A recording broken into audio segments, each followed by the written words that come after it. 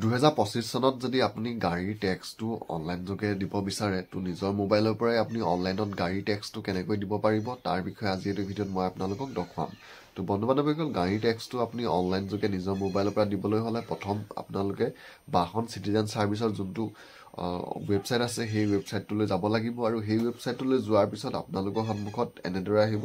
তো ইয়াত যোনটো ৰেজিষ্ট্ৰেশ্যন নাম্বাৰ অপশ্যন আছে, ইয়াত ৰেজিষ্ট্ৰেশ্যন নাম্বাৰৰ যোনটো অপশ্যন আছে আপোনালোকে ইয়াত ক্লিক কৰিব আৰু ইয়াত ক্লিক কৰি আপোনাৰ যোনটো গাড়ীৰ ৰেজিষ্ট্ৰেশ্যন নাম্বাৰ হয় সেই ৰেজিষ্ট্ৰেশ্যন নাম্বাৰটো দিব আৰু ৰেজিষ্ট্ৰেশ্যন নাম্বাৰটো দি ইয়াত যোনটো আই এক্সেপ্টৰ যোনটো অপশ্যন আছে ইয়াত ক্লিক কৰিব আৰু ইয়াত ক্লিক কৰি ইয়াত যোনটো প্ৰচিডৰ অপশ্যন আছে প্ৰচিডত ক্লিক কৰিব আৰু প্ৰচিডত ক্লিক কৰাৰ লগে লগে পিছৰ পেজটো আপোনালোকৰ সন্মুখত এনেদৰে আহি যাব। ইয়াত আকৌ আপোনালোকে প্ৰচিডত ক্লিক কৰিব আৰু প্ৰচিডত ক্লিক কৰাৰ লগে লগে আপোনালোকৰ সন্মুখত এনেদৰে নতুন এটা পেজ খোল খাই যাব। তো ইয়াত আপোনালোকে যোনটো পে ইউৰ টেক্সৰ যোনটো অপশ্যন আছে আপোনালোকে পে ইউৰ টেক্সত ক্লিক কৰিব আৰু পে ইউৰ টেক্সত ক্লিক কৰাৰ লগে লগে পিছৰ পেজটো আপোনালোকৰ সন্মুখত এনেদৰে আহি যাব।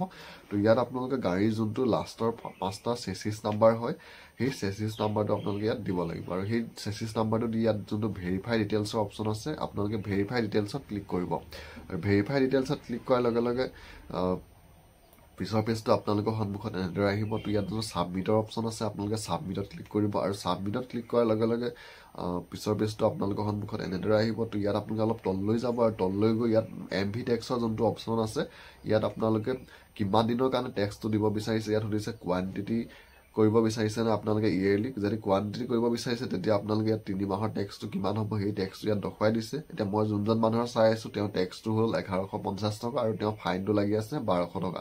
তো তেওঁ বৰ্তমান পে' কৰিব লাগিব 2362 টকা। তাৰপিছত ইয়াত আপোনালোকে গোটেই টেক্সটো চাই ল'ব আৰু চাই পিনি ইয়াত যোনটো পে'মেণ্টৰ অপশ্যন আছে আপোনালোকে পে'মেণ্টত ক্লিক কৰিব আৰু পে'মেণ্টত ক্লিক কৰাৰ লগে লগে পিছৰ পেজটো আপোনালোকৰ সন্মুখত এনেদৰে আহি যাব। তো ইয়াত আপোনালোকে ইয়াত আই হিয়াৰ বাই কনফাৰ্ম ডেটৰ যোনটো অপশ্যন আছে ইয়াত ক্লিক কৰিব আৰু ইয়াত ক্লিক কৰি ইয়াত যোনটো কনফাৰ্ম পে'মেণ্টৰ অপশ্যন আছে কনফাৰ্ম পে'মেণ্টত ক্লিক কৰিব আৰু কনফাৰ্ম পে'মেণ্টত ক্লিক কৰাৰ লগে লগে আপোনাৰ কিমান পে'মেণ্ট কৰিব লাগিব গোটেই পে'মেণ্টটো ইয়াত আহি গৈছে 2362 টকা। তাৰপৰা পে'মেণ্ট গেটৱেটো আপোনালোকে ইয়াত চিলেক্ট কৰি ল'ব আৰু পে'মেণ্ট গেটৱেটো চিলেক্ট কৰি লোৱাৰ পিছত ইয়াত আই এক্সেপ্টৰ যোনটো অপশ্যন আছে ইয়াত ক্লিক কৰিব আৰু ইয়াত ক্লিক কৰি ইয়াত যোনটো ছাবমিটৰ অপশ্যন আছে আপোনালোকে ছাবমিটত ক্লিক কৰিব আৰু ছাবমিটত ক্লিক কৰাৰ লগে লগে আপোনাৰ যোনটো গাড়ীৰ পে'মেণ্ট হয় টেক্সৰ সেই পে'মেণ্টটো আপোনালোকে ইয়াত কাট খাই যাব। তাৰপৰা কাট খাই যোৱাৰ পিছত আপোনালোকৰ সন্মুখত এনেদৰে আহিব। তো ইয়াত কাট খাই যোৱাৰ পিছত ইয়াত আপোনালোকৰ এনেদৰে আহি গৈছে। তাৰপিছত আপোনাৰ যোনটো গাড়ী টেক্সৰ